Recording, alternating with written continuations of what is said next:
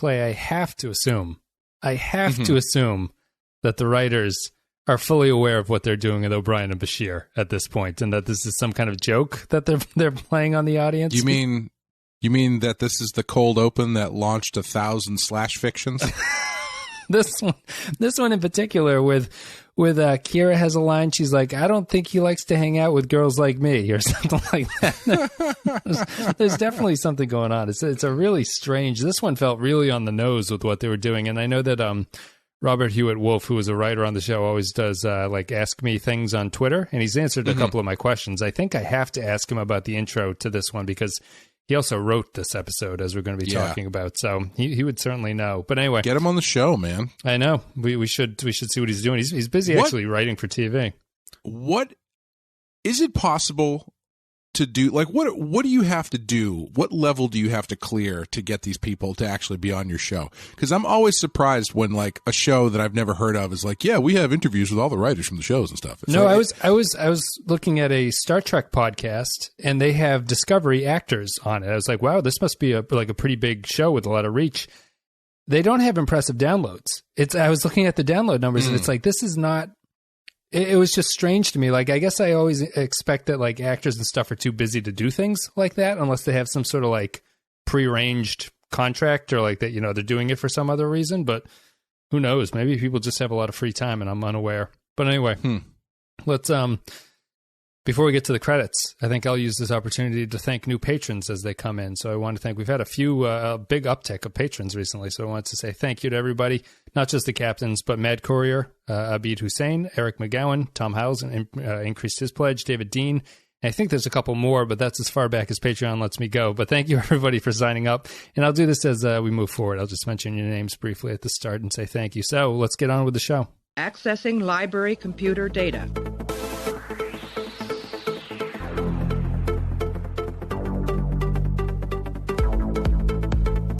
Out there are no saints, just people. All right, everybody. So, Field of Fire is the name of the episode. It is the 13th episode of the 7th season. Aired on February 10th, 1999. Written by Robert Hewitt Wolf, who has come back to the show. He left after the 5th season, but now he's back for this episode anyway. Directed by Tony Dow, who has never directed a DS9 before and never does again after this. In this episode, after several crew members are murdered, Ezri summons the memories and personality of Joran and Dax to help her find the murderer. It's Star Trek's take on Silence of the Lambs. Clay, what did you think of Field of Fire? TV rule number 1. Never be a side character who overachieves, and never congratulate a side character who has overachieved, because that guy will be dead within 5 minutes. And also I like that the show embarrassed him by having him get shitty drunk and embarrass himself in front of Ezri before he's murdered. In the next 10 minutes. This is one of the most ridiculous episodes of TV I think I've ever seen. This is a pretty nutty episode, but I think that it's really weird. It has a lot of really good, interesting stuff in it, and it also has a lot of terrible stuff in it at the same time. It's really fascinating. And Robert Hewitt Wolf wrote it. He came back. This was another episode that was impacted by how bad the production of Prodigal Daughter was, so that while they were writing the episodes that came after it, they had to hire outside because all the writers were taken up doing other things, trying to fix Prodigal, trying to write Chimera, which comes after this, and then trying to write the Mirror Universe episode that we just saw. So they reached out to Wolf, and he wrote this one. He hadn't been on the show for a season and a half. And in a lot of ways, I feel like there's a little bit of like rustiness to this script that makes it seem like he's not quite in the swing of how to write a Star Trek thing. First and foremost, let's get this out of the way. The reveal of how they figure out what this Vulcan is latching onto to kill people is absurd. It's the dumbest thing I've ever seen in my life. There are pictures of smiling people in their house, and so he saw that and he wants to murder them. But what a terrible reach that is. Everything about this murder mystery is absolutely ridiculous. Whether it's how they figured out that judging by the fact that they had smiling people in pictures, it must be a Vulcan who hates happiness so much that he murders people. And that's after Chief O'Brien backs his way into realizing that there's a gun that can shoot teleporting bullets. Well, the reach for O'Brien is that Bashir is talking about a story where Davy Crockett ricochets a bullet, and Bashir's like, "Oh my god, I figured it out." And then he's like, the next scene, he's like, "Yeah, I attached a transporter to the gun." It's like, I took that leap of faith, and it works. I guess. Not only is it a huge leap of like logic, I feel like that opens up a whole new door of weaponry and war making devices that they probably never touch on again. This idea that you can actually fire a teleported missile. Yeah. It's insane. It's not insane. It's not insane that I don't believe that it could happen. Sure, it can happen, but I mean, why would you introduce that? I was able to fire a bullet into that melon while standing outside in the corridor. You fired through the wall? I don't see any bullet holes. I attached a micro-transporter to this TR-116. When I fired, the bullet was beamed into the room a few centimeters away from the melon. Where it continued its trajectory. So if the killer had a similar transporter device, that would explain the lack of powder burns on the victims. And by using an exographic targeting sensor, he was able to scan through the bulkheads. So he could have been firing from anywhere on the station. Did you ever play Perfect Dark for the 64? Only very briefly. I know people really liked it. It has a gun that's called the Farsight, which is very similar to this. When you look through the scope, you can see through walls, and you see people running around, and you can shoot through the walls and stuff like that. That was the gun from Eraser, wasn't it? Is it Schwarzenegger movie? That's true. Yeah, that one just fired like super high-powered blasts, right? That would shoot through things. I think that's what that movie did. Yeah. Could they actually see through walls in that movie too? Or was I believe so. I think I think the scope on the gun could see through walls and X-ray shit. Gotcha. Yeah, it's they don't deal with it again. There are novels, I guess, that deal with this gun. I was reminded of, I did that review for a Star Trek novel a while back, and then I gave up on that because they all suck, basically all Star Trek novels. But the one that I read had DS9 be invaded by these aliens that used real projectile bullets, and like no one was able to handle it. Like it was like a unforeseen thing, and so people were getting murdered in the book by these bullets. And it seems like it's a pretty interesting idea. I actually, for all the leaps of faith of this episode, I like the murder mystery aspect of it, because it's funny. We were talking the last episode about, I was lamenting the fact that I don't feel the ensemble gets a lot to do. For the first 15 minutes of this, I think it's a pretty good ensemble piece where everyone gets something to do with it, and they all work together. And I really liked that. I liked the CSI approach of like looking over the body and Cisco getting annoyed that no one can figure out what's going on. It felt like the ensemble was kicking again. And I like the mystery of how the gun works, and like even if it is kind of a reality breaking tech that they never should have introduced because it introduces too many questions, it's kind of fun and it's kind of like neat. And I like looking through the scope and Ezri spying on everybody unethically as she looks around to her training for that thing is kind of funny. But the Joran thing is probably the bigger problem to me. I don't know if you would agree with that, but what do you think of the murder mystery, or what would you say are like the highs and lows of this one? I was totally on board for the murder mystery until the clues started coming out. Yeah. Then it gets really, really dopey. But yeah, I think at the beginning when they first find the body and stuff, I thought, I agree with you. I think the ensemble stuff was good. If I was O'Brien after I came up with that discovery, I think I would pause and go, I think I figured out how to beat the Borg. What if we fire a giant weapon that teleports a bomb inside of the Borg cube? And then bing, bang, boom, we can all go home for dinner. It's true. I like his incredible laissez-faire attitude towards putting people in a firing range, basically, and then firing. Yes. Yeah. And so he shoots a melon. And the dialogue he has in that, after he's like, keep backing up. Back up even more. I've only done this once. Back up there. You get out of the way. I've only done this once. And then he comes in and goes, I can't believe that worked. And also that scene's funny because Odo puts on goggles for some reason, which does make a lot of sense. I did really enjoy when they when they had to arrest the gun collector, who apparently just replicated one of those rifles, and then they go to ask him questions, and he runs away like he's a fugitive, and then Ezri almost stabs him in the throat. I feel like the mechanics of this murder mystery aren't super tight here. No. I was shocked again that this is like the 13th episode of the season. Yes. I think. Yep. So we've got like... We're halfway there. Oh, really? It's that many? 26? Okay, yeah. Okay, so you've got 13 episodes left in your whole series, and you're doing another Ezri Dax episode. Yeah, 3 in a row. It's like 3 in a row, and none of them are particularly good. No. This one, I actually, putting aside the fact that it turns into essentially Silence of the Lambs, but with Ezri Dax in it, I kind of was into the idea that she can pull up this guy. I'm like, as I was watching, I was going like, why? They can't do this, right? You can't just pull these people up as you want. Like they've never established that. They've done it before in an episode called Facets, which I think you saw, which is where Odo takes on one of the personalities and he becomes that guy. Do you remember that episode? Is that different from the episode where everybody takes on a personality? No, that's the same one. Yeah. Okay, but I mean, like that was a whole big thing that like the Trills have to do, right? Sure. Yeah. Whereas and also they were embodied by real people. It wasn't just a memory. Right. Right. Whereas this is just like, she pulls out her old memory cell phone and plugs in some archaic language. Yeah, she does a little Trill spell to summon him. Yeah.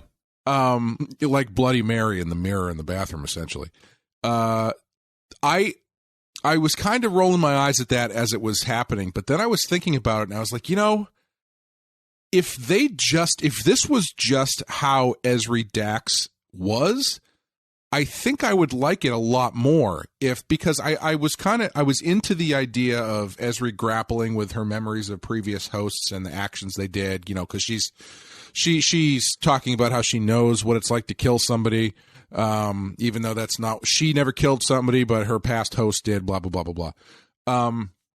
And I was thinking if it was kind of like she was getting these past host characters popping up from time to time, I think that would be a really interesting manifestation of the Trill thing. 100%. I 100% agree. I was thinking I would retroactively go back and have this be a part of any Trill character, where there are just other characters sort of walking around them like ghosts that none of the other characters see. You don't do it all the time. Maybe you keep it to when they are having a Trill-focused episode, or like during some scene where Dax is talking and one of the other characters is sort of sitting behind. It's kind of like it's a choir of angels kind of aspect. Sure. And I like it because it also gives you a strong motivation or understanding of why you would want to join if you're not the Dax symbiote. It's because basically this allows you to kind of live forever. You become immortal this way if you become a host, and you get to live on in the mind of the other thing.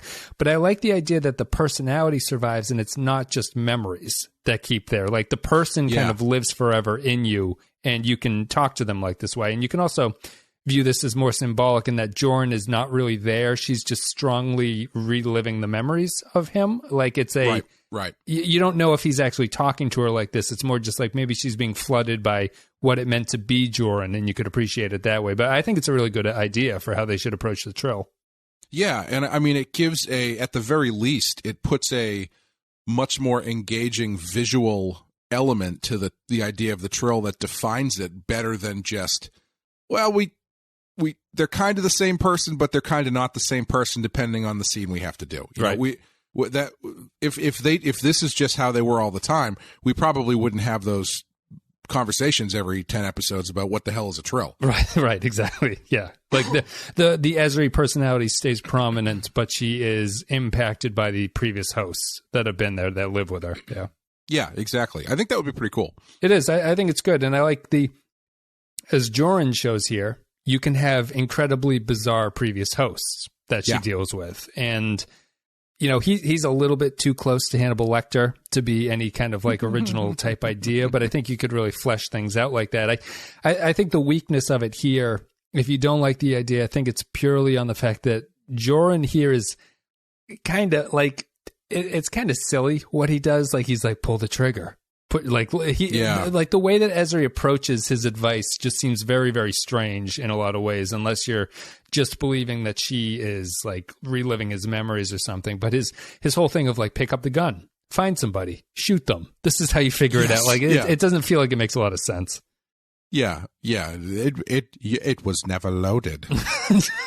You would never have killed a person. That seems so why also not pull the trigger. That seems also bad because the next scene after that, he says, "You have all my memories," and it's like, well, so shouldn't she know what it's like to kill somebody? Why does she have to pull the trigger then, if that's the case? So it's a little bit of that internal inconsistency about the Trill in general. But I like the concept of what they did with it. Yeah, that Vulcan thing though, man. That has to be one of the dumbest things I've ever seen in Star Trek. I like the idea of the Vulcan, but it's not even the fact that he hates happy people. They have to have a framed picture in their room, and then that really sets them off. It's not just, everyone who's not a Vulcan is probably really happy. It's like no, these people are just shoving their happiness in my face. And why? How does he know this?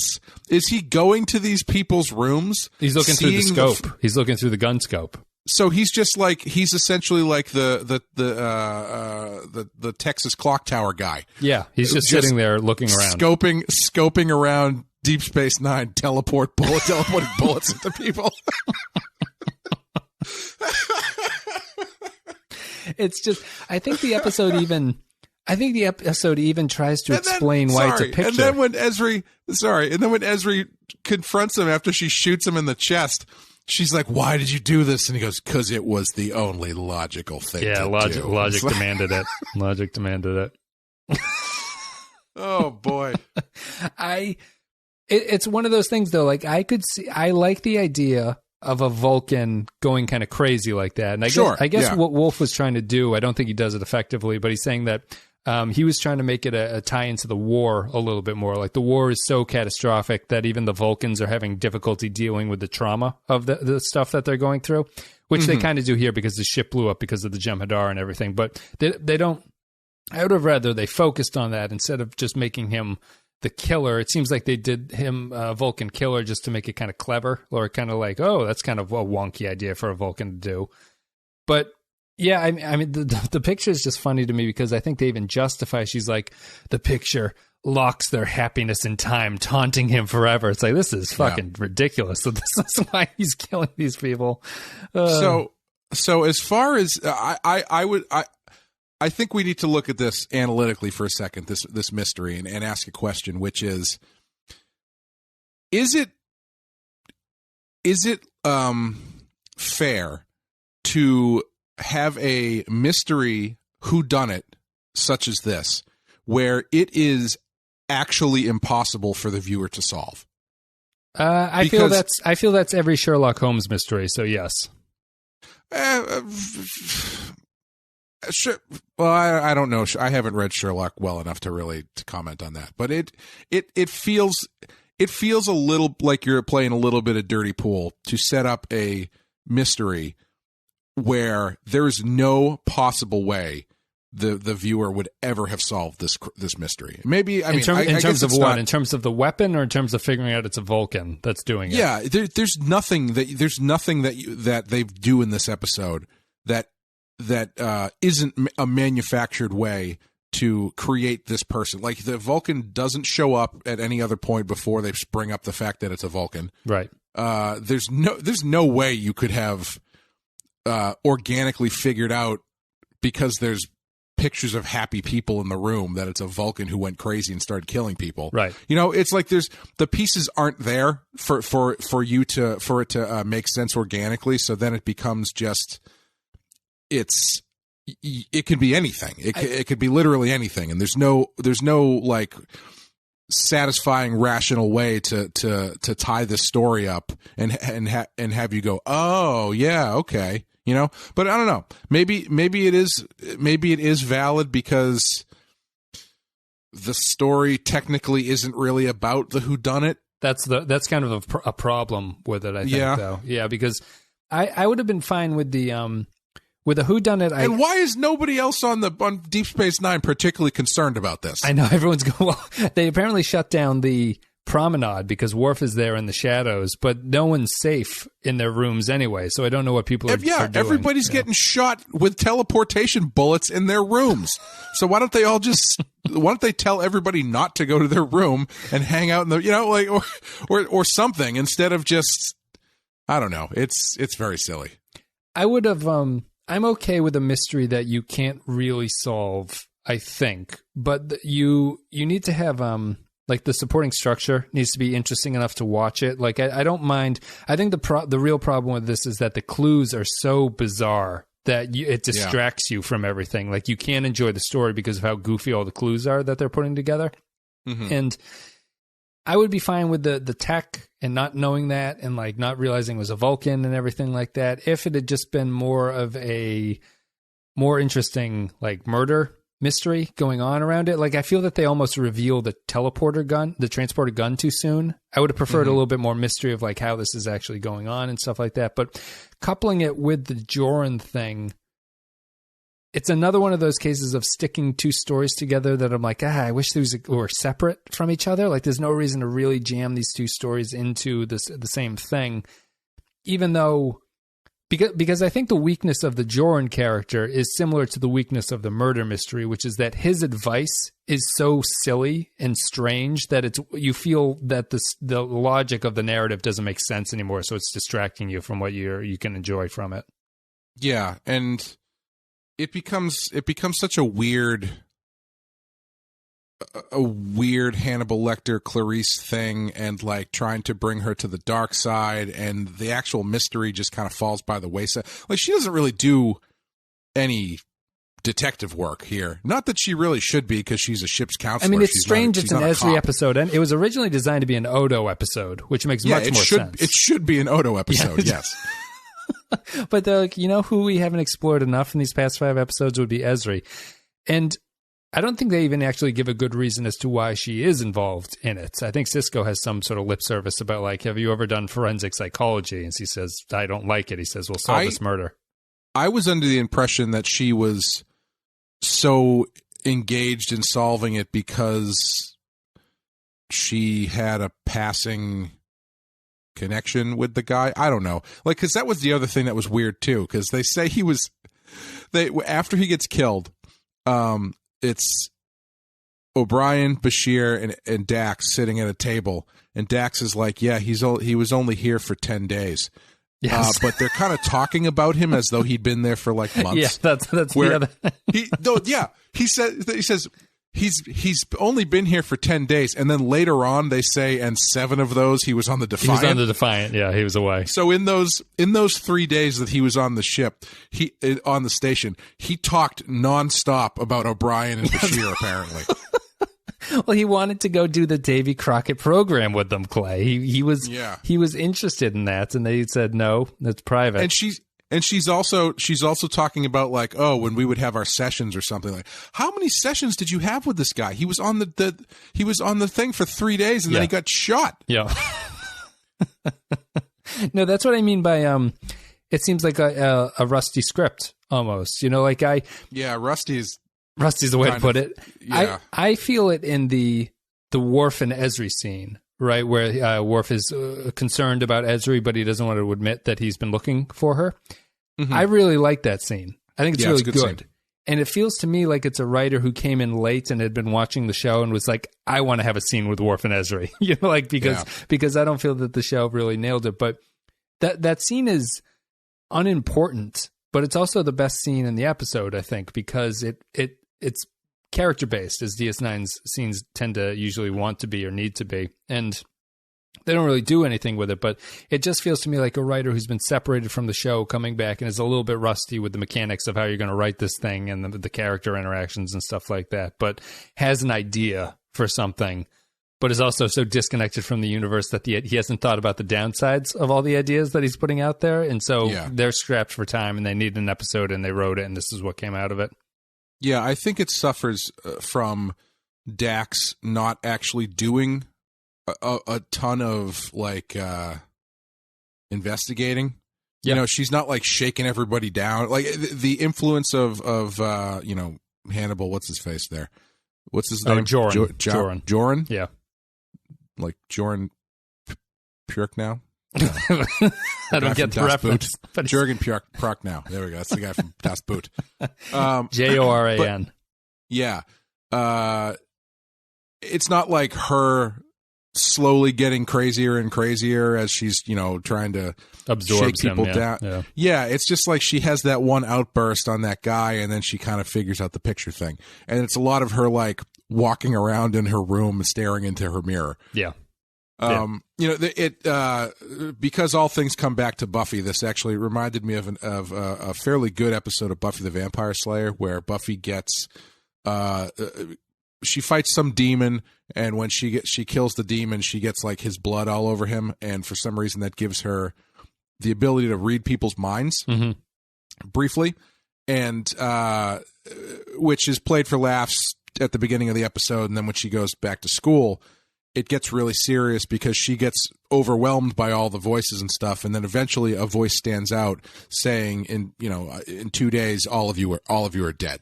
Yeah. And so the episode is her having to figure out among the people in the class who is this person who is going to carry out some sort of mass shooter thing or whatever, and she eventually finds a kid up in the one of the towers of the school loading a rifle, and she kind of like slaps him around a bit, and he's like, "No, what are you doing?"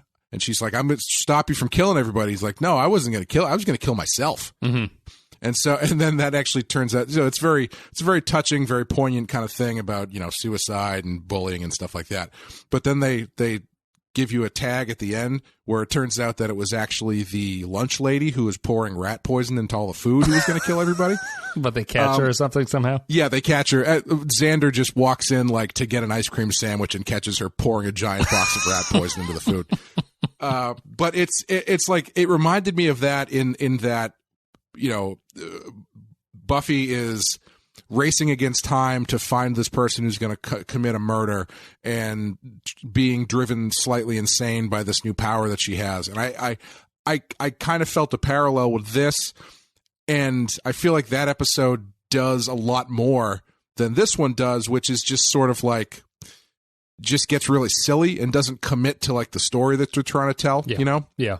Well, I mean, because it doesn't... Like, I was just going to say, does there have to be like multiple murders? Does it have to be like a serial killer? Couldn't have just been like, oh, I feel like one murder on the station is enough. One would be enough. You know?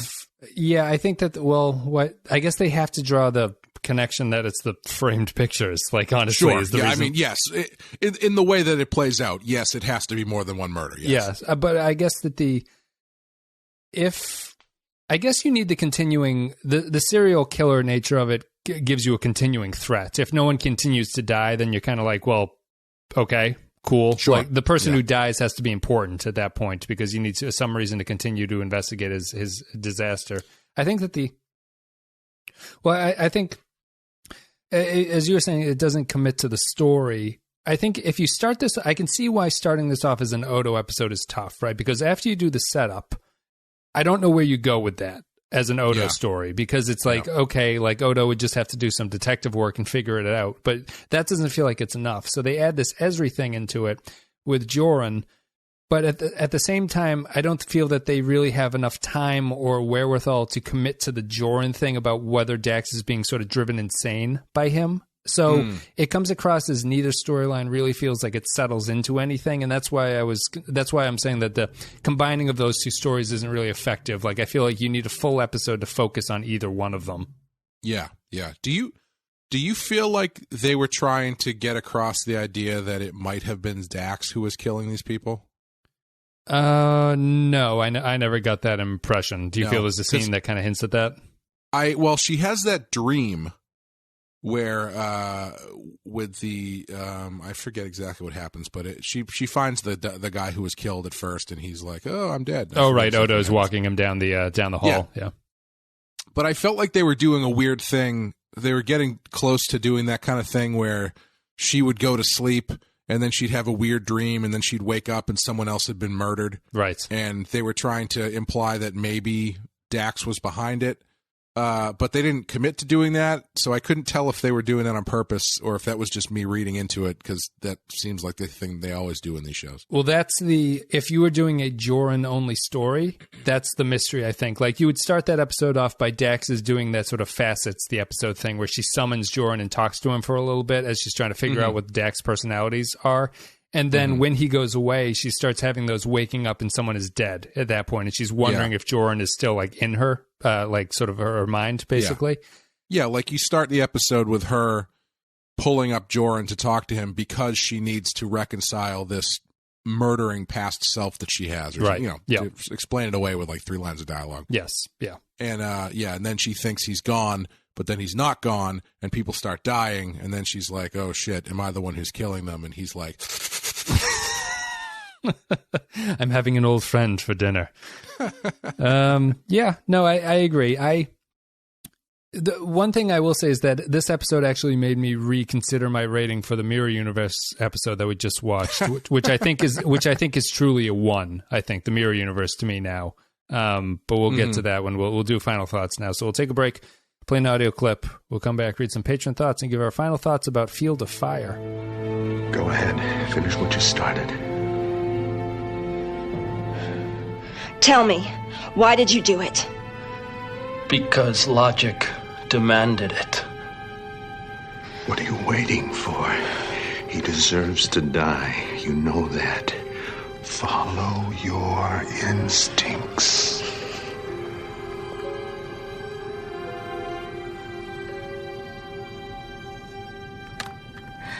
Dax to infirmary, I need an emergency medical team. Habitat ring D12. On our way.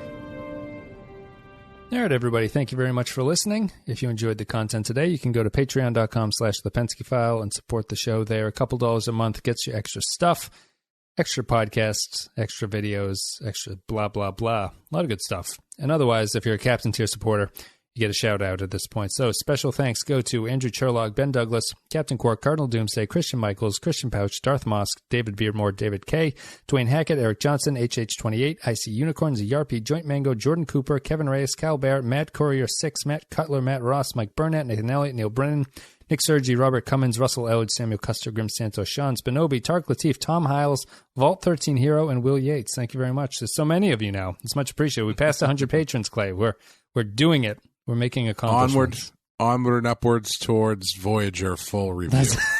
That's right. There's still a long way to go, but we're getting closer than that. So let's go to patron thoughts. If you guys are patrons, you can leave your thoughts about upcoming episodes, and we'll read them. Before we get into that, I do have a question. Mm-hmm. The Davy Crockett thing. Is all of this Davy Crockett stuff foreshadowing for an Alamo-type situation coming in the end of the last run of the episode?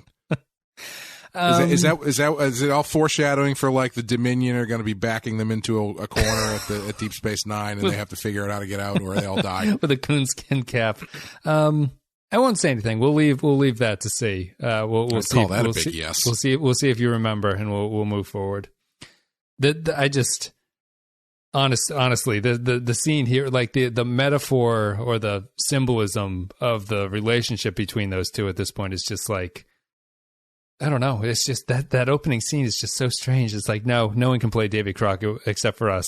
No one else can play Davy Crockett. It's just us. It's come up so many times in the last few episodes. It feels like it has to be foreshadowing for something. I'm hoping that it means that holodeck Davy Crockett takes command of the station. It's just Vic wearing a coonskin cap and having that was my next question. Yeah. If it was going to be Vic Fontaine. Poindexter G says, I really like the investigative side of this one. Odo and Ezri are a good pairing. I don't know if the Vulcan going crazy because people have emotions really works for me, but at least they tried something different. We have another piece of technology to never be heard of again, but really attaching a transporter to an old-fashioned firearm is kind of an ingenious idea. Norman Buckwald says, whoever... I wish they had used like knives or something. Teleporting knives. Yeah, like a teleporting knife.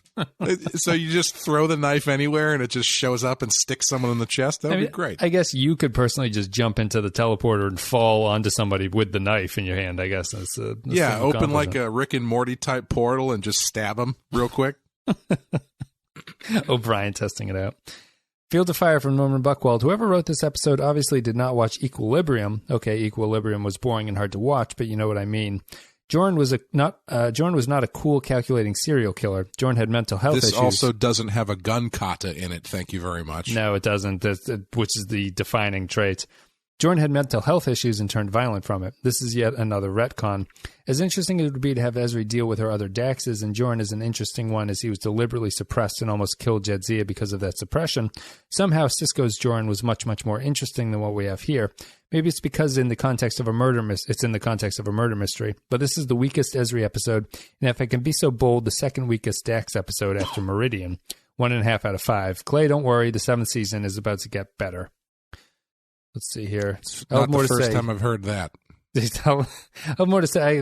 Remember final thoughts about the strength of the Dax episode. Captain Quark says, I like the mystery that the episode presented and the method by which the Vulcan committed the murders, yet it seems like the writers started with these concepts and couldn't really think of a compelling investigation.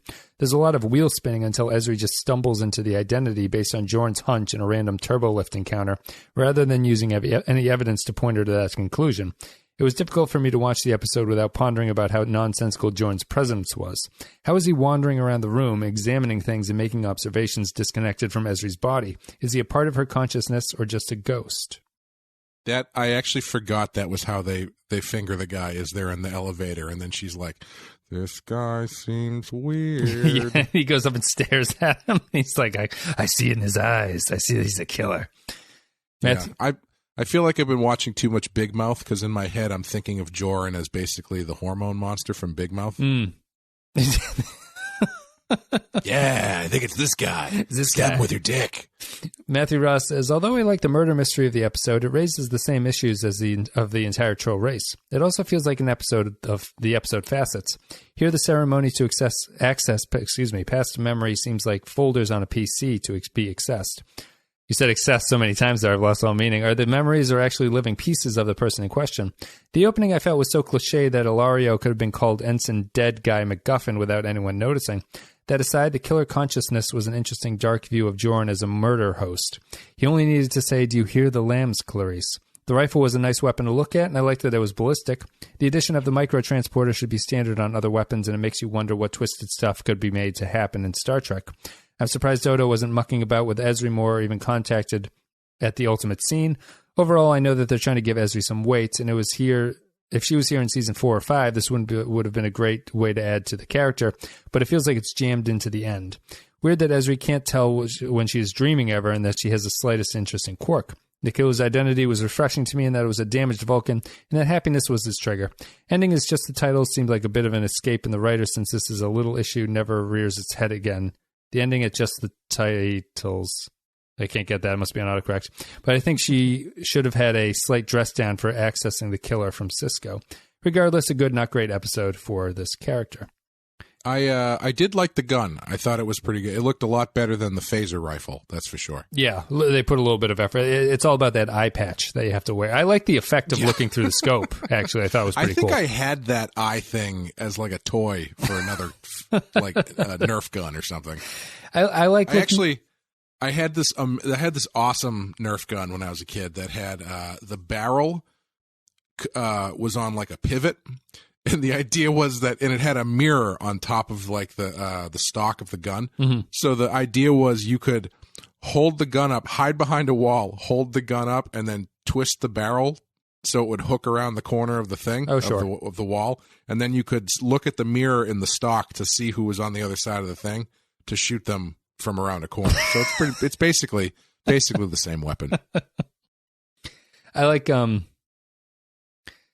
scope effect in it. It's pretty neat. I think is kind of cool, the zooming effect that they were doing. And I even kind of like the two of them looking at each other before one of them shoots the other at the end. It reminded me of like Saving Private Ryan or something when the sniper is in the sniper battle. Mm-hmm. And you see the two guys looking into the scopes, and then they clock each other right at the same time, right. But then one of them gets the shot off before the other one. Yeah. No, it's kind of it's almost that stuff reminded me. It almost felt like Hitchcockian. I'm not going to say that it's the level of Hitchcock, but it felt very much that way. Yeah, I can see that definitely. Zam Nuclear Wessel says, Silence of the Trill. I enjoy the psychological stuff on a trash suspense level, but like all murder episodes, it makes one wonder how anyone survives in a universe where mass killing is so easy to accomplish. It's the other thing about murder mysteries is why Ron Moore, I think, has said that they never wanted to really do them, or why they're hard, is that don't you feel like in this universe you just go, computer, next time you sense anyone picking up one of these kinds of guns, zap them and let us know, and we'll come in and get them.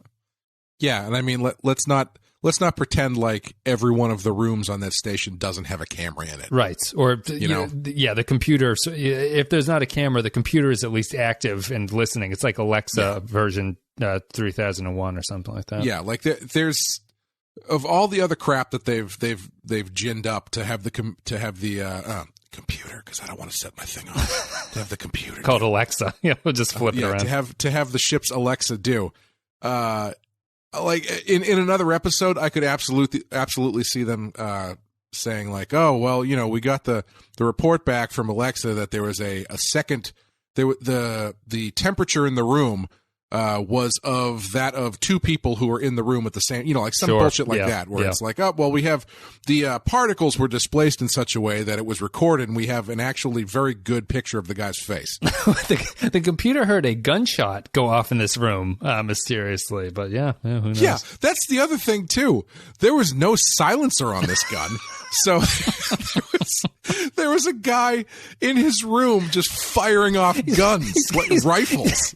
He's got a roommate who comes out. He's like, "What the fuck? Like, did you hear that? Like, it's just him standing there with his gun. How many times are we going to hear this noise? What is that?" I was just practicing the drums. I was cleaning this rifle. Russell Howard says, I remember not liking this one when I first saw it years ago, but never went back and watched it again. This time I went back to it with an open mind, and it was okay, I guess. I didn't hate it, and they did deal with some interesting ideas, particularly how Vulcans can snap. But I just kept thinking that we're halfway into the last season. There's a lot to do, yet this doesn't seem necessary. Plus, I don't quite understand the mechanics of separating the past hosts like they do. Since they established that Joran is not really there and just in Ezri's head, how in the world was he able to look over that Vulcan while in the elevator? Ezri wasn't looking at him. Maybe I'm nitpicking, but that stuck out to me. Otherwise, it was fine. I did like how they talked about the projectile-based guns, and no one really knew what those were. At least we know that Picard knows how to use one. The bigger issue I had for the Joran looking at something is Joran is the one who notices the picture, and Ezri is not looking at him whatsoever when he says it. So that's the bigger issue, I think. Yeah, it's not as deftly handled as they do in like Fight Club or something, where you can go, oh yeah, right, yeah. That's why he's looking at it. Join Mango says, "Field of Fire, a great episode for background noise while doing work." That's a repeat of his previous comment for Emperor's New Cloak as well. Neil Brennan says, "Field of Fire, that's what the victims have in common. Pictures of laughing faces." Oh, give me a break. There's a nice episode idea in investigating the murder of an apparently whiter-than-white junior officer, uncovering some dark secrets, and this is not that episode. I was kind of expecting it to be Judge Doom from Who Framed Roger Rabbit, because I know he really hates laughing. It's when he murders that shoe is the saddest thing, I think, in cinematic history. Yeah, oh, I know. That, scarred me. Yeah, it's really, really dark. Oh, my God, it's brutal. Matt Adley says, "Great to see the Worf-Dax relationship evolving here. Why does Varad Dax from Invasive Procedures always get left out? Joran calls himself the outcast among the Dax hosts, but it's really Varad. He doesn't get a cameo in Facets with the rest of them, and nobody mentions him here as another one of Dax's hosts that's killed people. Why does O'Brien You're going to see him in Season 3 of Discovery." That's true, yeah. Why does O'Brien tell Odo to put goggles on? And why does Odo do it? They both know that those aren't real eyes, right? Next one is... Sorry, I got to hit the button to find it. Where the hell did it go? Uh-oh. 1 second. There it is. Tom Hyle says, "A decent Ezri episode, but a poorly played out murder mystery. Joran and Chulak," I think that's the Vulcan, "were paper-thin, and their respective motivations were far from compelling. The technobabble, Trill babble frames were great concepts, but the proceedings could easily have been more satisfying with a more believable and better drawn killer. A supposedly unemotional Vulcan turned psychotic because of trauma? Nah." Next comment, Kyle Barrett says, surely the writers must know what they're doing with Bashir and O'Brien after them running off to the holodeck together in the teaser. The jokes just write themselves. And we put our effort in, I would say, Kyle. After a couple of episodes flirting with the idea, it's nice to get a Dax episode actually focusing on Dax. It's just a shame that it's more about Joran than Ezri.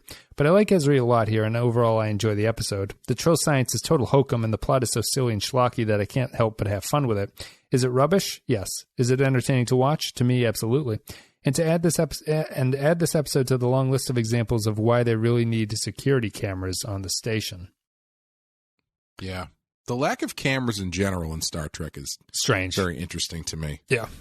Like even I feel like they really ended up they use photographs in Deep Space Nine more than they've used them in any other Star Trek show. Yeah, the pinnacle is this episode, obviously. And it feels like they are always lazy plot devices. Yeah.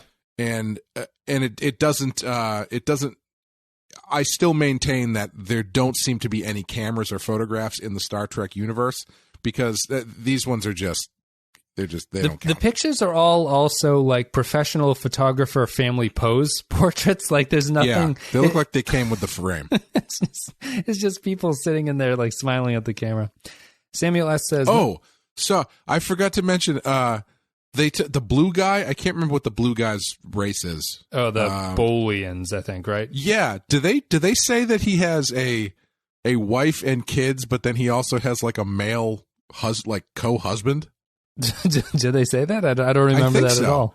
I think they say something about he it's a picture of his wife and kids. We tried to get in touch with his wife and his co-husband or something. There's some weird non-binary sexual thing going on that was kind of interesting. Yeah, just like a kind of throwaway line about like where his other family members would be. No, I don't remember that. That's interesting though. Not a good hour of television. This is Samuel S. I really don't understand why this isn't an Odo episode. This does not feel like a Dax story, and her involvement in the mystery is somewhat unclear, as she is the station counselor turned private eye, I guess. Her inner conflict with Joran feels artificial and forced by the writers, as there's no reason for her to be trying to solve the case and for him to be helping her. To top it off, the Vulcans' motive for killing innocent people is laughable. 1 out of 5. We have 2 more. Yarpy says, they're clearly pretty desperate to get Ezri Dax working and write stuff for her, but it seems like they were pretty burned out by this point of the show, and they're just waiting to write the season-ending story arc. I agree with Wes. They should have just written Dax out after the first batch of episodes in the season instead of trying to continue keeping the character going. Mad Courier with the final comment. Is the beginning of this episode an acknowledgement by the writers of the special Julian and O'Brien relationship? Because if not, then it's one hell of a coincidence. Anyway, what appears to me middling Silence of the Lambs / detective story slowly starts to unravel the more you look into it and question it. What does this story have to do with the larger picture of DS9? Why doesn't anyone in this universe use ballistic weapons when they have several advantages over phasers? Why don't the bullet's momentum seem to carry over in the transporter when it's never done so in the past? Or why does the bullet's momentum seem to carry over? Why does the microtransporter technology never get used more if it's this powerful? Why is the Vulcan's motive so stupid? Etc., etc. As an insult to well-thought-out and enjoyable stories, this episode deserves a 1 out of 5. Thank you very much, patrons. That did remind me of... the Simpsons episode where they're doing it's like the 360th episode spectacular or something like that, and they have all these questions that are written in, and one of the questions is it's a very vague question about Smithers that sounds like it's going to be about his sexuality. Yeah, but then Troy McClure answers the question by going, "Yes, you're right. Smithers is Mr. Burns' assistant." Thank you, patrons, for writing in, leaving your comments. There were a lot of comments on that one, which is interesting. Field of Fire, a lot of low grades on it. Clay, what do you think? Norman mentioned this is the worst Dax episode. I think this is the best Ezri episode so far. It's a really weird thing to say. It's a really tough episode. I won't say I was not bored in the way that Prodigal Daughter and the Mirror Universe episode left me. Yeah, I would say this is much better than Prodigal Daughter. Yes, I would agree. I think it's better than the Mirror Universe episode. I mean, I'm going to give this a 2 out of 5, I think, because it's hugely problematic, but I think it's just better. I'm going to retroactively turn my Mirror Universe down to a 1 and make this one a 2, I think. Yeah, I would give this one a 5 just because I think you do need to watch it because it's amazing that this late in the series they do something as friggin' wacky as this. That isn't supposed to be wacky. It's just whatever. It's whatever it is. It must be seen, I think. Yeah. But for a serious rating, I would say a 2. Like, I don't think it's a 1. Because Prodigal Daughter is definitely a 1. Yeah. There's stuff to this one. There's interesting components to this one. Yeah. Yeah. And I mean, there's interesting components and there's just stuff that's flat out ridiculous and hilarious. And that is worth something because, again, we're in the 7th season. So even the episodes that are ridiculous are still pretty competently put together. Yeah. As opposed to something like Prodigal Daughter where you're just scratching your head the whole time. Yeah. I'm gonna give this one a 2. I definitely don't think it's the worst of the Ezri stories. I like the Dax personality traits. Actually, I don't think that they don't execute it well, just like they don't execute the murder mystery here. But I think both of them had a concept behind it that is at least more interesting than let's go to the mirror universe with the Ferengi and let's meet Ezri's parents who are minors. Both of those are pretty bad. I think that's it. Guys, thank you very much for listening. Thank you for supporting the show. All the social media links are down below. You can click the little link and it'll take you to them. Patreon.com/the Pensky File if you want to support the show. A couple $1 a month. Much appreciated. And I think that's pretty much it. We're continuing with DS9. Badass is on its season break. A Q&A episode will come out for that. Real Ripe continues. We're going to have Scream next week on Tuesday, so you can look forward to that. I think that's pretty much it. We're heading through DS9. We're halfway there. We only have 3 more episodes until the final arc starts. So we have get your wallets out, everybody. That's right. Yeah, we'll have to see. I think we're going to finish DS9 with like 2 weeks before Picard starts if we stick to the schedule. So it's a little bit of a break. We'll figure something out, but that'll be the way that it goes, I think. Clay, do you have anything you want to say before we sign off? Also, in the new year, if you've been listening to the last few Real Ripe and Real Rottens, our friend Amanda has been co-hosting it with us, and she and I will be continuing to cover horror movies on our own show called The Rotten Horror Picture Show, which is a name I came up with, and definitely own all rights to that one. Absolutely. So yeah, we're going to be covering movies off of the 200 highest rated horror movies on Rotten Tomatoes. There's a list that's out there. It's a pretty good list. It's really interesting because it's adjusted. Like the ratings are adjusted. I don't know how that works. So like there are some movies that are higher up on the list, but actually have lower tomato ratings, but their adjusted rating is higher. Yeah, I don't know what they're adjusting against, unless it's like number of reviews or something like that. But yeah. I'm not sure. Yeah, but it's a good list. It's full of stuff that I've seen and would like to talk about, stuff I haven't seen and I would like to see, and some really interesting things. So if you like horror movies and you like listening to me yammer on about them, I guess you have that to look forward to. It's no field of fire, I guess would be the thing. That's what we call a sales pitch, people. Next episode coming up is Chimera. Is that Chimera? How do you pronounce that? CHIM? I always thought it was Chimera. Chimera. Okay, we'll go with Chimera. I'll look it up and I'll learn to pronounce it the right way, because I'm pretty sure I was saying Joran's name wrong. It might be Joran or something like that, but whatever. All you people who want to correct me, go fuck yourselves. We're out of here. It's actually Jared. Jared Fogle. Jared Fogle is a previous host. Oh, that's actually darker than what Joran did, I think. Yeah, that's a lot darker. Let's call it a day. Is there a Trill out there who's like, whose previous hosts are like Jared Fogle, what's his name? Gary Glitter. Gary Glitter. And what's his name? Saville from the English people know that. What's his name? What the fuck is that guy's name? I forget his name too. What's who's the other crazy producer who like held guns at people? Wall of Sound. Oh, Christ. Yeah. Phil Spencer. Spector. Phil Spector. Phil Spector. That's right. Yeah. Get them all mixed in there. Guys, thank you very much for listening. Hope you enjoyed the content. Jimmy Saville. That's who it is. That's right. Yeah. He was a comedian or something, wasn't he? He was a television host. He was like essentially if Dick Clark turned out to be one of the worst pedophiles in history. Yes. Yeah. It's not funny. Guys, thank you very much for listening. We'll see you next time.